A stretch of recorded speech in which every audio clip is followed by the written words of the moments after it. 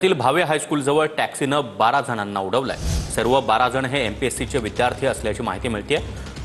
संध्याकाळच्या सुमारास टपरीवर चहा पिण्यासाठी हे विद्यार्थी आले होते, त्यावेळी हा अपघात झाला।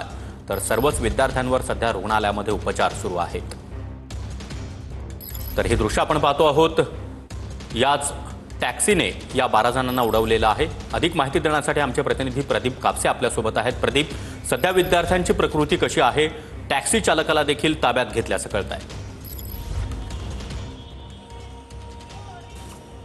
सागर अगदी बरोबर आहे। खरं तर या गाडीच्या चालकाला ताब्यामध्ये घेतलेला आहे, मात्र विश्रामबाग पोलीस ठाण्याच्या हद्दीमध्ये घटना घडलेली असल्यामुळे विश्रामबाग पोलीस ठाण्यामध्ये ही गाडी जी आहे ती आणण्यात आलेली आहे।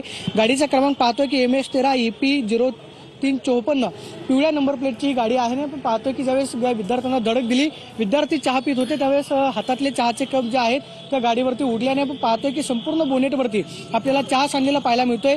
गाडीची काच फुटलेली आहे, समोरची हेडलाईट, त्याचबरोबर आपण पाहतोय की दरवाजाचं सुद्धा या ठिकाणी नुकसान झालेलं आहे। म्हणजे याचा विचार करा की कदाचित हा गाडी चालक जो आहे तो भरधाव वेगाने आलेला होता। जवळपास 12 विद्यार्थ्यांना उडवलेलं होतं, मात्र 9 विद्यार्थी जखमी झालेले आहेत आणि विद्यार्थ्यांवरती संचित हॉस्पिटल, ससून रुग्णालय, मोडक हॉस्पिटलमध्ये जे आहेत ते उपचार सुरू आहेत। या गाडीला पंचनामा करण्यासाठी पोलीस ठाण्यामध्ये आणण्यात आलेला आहे। कार चालकाला जे आहे ते सुद्धा ताब्यामध्ये घेतलेला आहे।